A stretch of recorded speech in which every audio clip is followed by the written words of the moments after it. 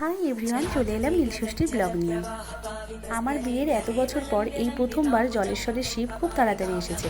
2টোর সময় আমি বাড়ির ঠাকুরের সব কাজ কমপ্লিট করে উঠতে পারিনি, বা আরও কিছু কিছু কাজ আমার ছিল, এমনকি স্নানও হয়নি। এবছর ভোলে বাবা সোমবারে এসেছে বলে এমনি আমি প্রতি সোমবার করি, তার মধ্যে আজকে আবার নীলষষ্ঠী।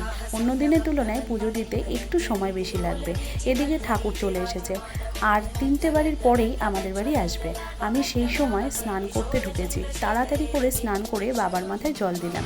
এইদিকে মিষ্টির বাবা বাড়ি নেই, দরকারে গেছে। মিষ্টির বাবাও সকাল থেকে উপোস, ওর ভাগ্য খারাপ, সেই কারণে বাবার মাথায় জল ঢালতে পারেনি।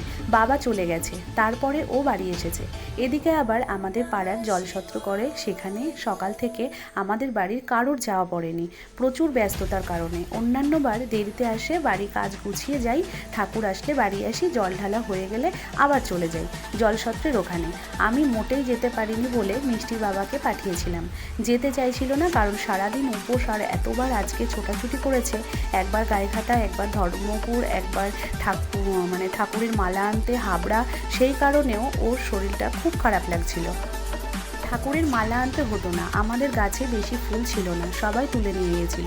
এদিকে আমি ঘরের ঠাকুরকে দেবো, আবার জলেশ্বরীর বাবাকে দেবো। আমি বাবার মাথায় জল ঢেলে আবার শাড়ি চেঞ্জ করে বাড়ির ঠাকুরকে পুজো দেওয়ার জন্য ঠাকুরের বাকি কাজ সেরে ঝাটপাট দিয়ে আবার গা ধুয়ে ঘরের পুজো দিয়েছি। বিপ্লব যথারীতি উপোস ছিল, এদিকে জলেশ্বরের বাবার মাথায় জল দিতে পারেনি বলে ওকে ডেকে দুজনে মিলে পুজো দিলাম। তারপর মনে শান্তি হলো। এবছর একটা জিনিস মিস করে গেলাম, আর তোমাদের সাথেও শেয়ার করতে পারলাম না, সেটা বাড়ি বাবা আসা থেকে পাশের গ্রামে যাওয়ার মুহূর্তটা, মিষ্টির বাবা সেই মুহূর্তে না থাকার কারণে। তাহলে দেখতে থাকো বন্ধুরা, যে আমরা দুজনে মিলে কিভাবে পুজোটা কমপ্লিট করলাম। আর এই প্রথমবার কিন্তু আমরা দুজনে মিলে একসাথে পুজো করলাম। ভীষণই ভালো লাগছিল, মনেও ভীষণ শান্তি লাগছিল।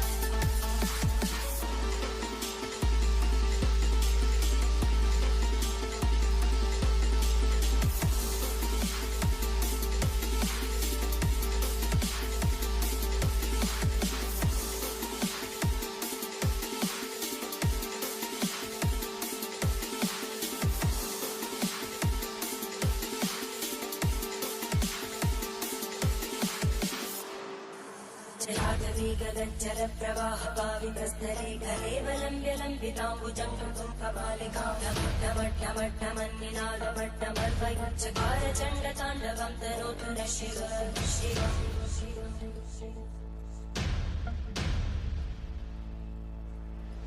जटाकटाः सम्भ्रमभ्रमन्मलिन्दगज्जलीतिरोलवीचिवल्लरी विराजमानमोदरी धगद्धगद्धगज्ज्वलल्ललाटकट्टभावके किशोरचन्द्रशेखरे रति।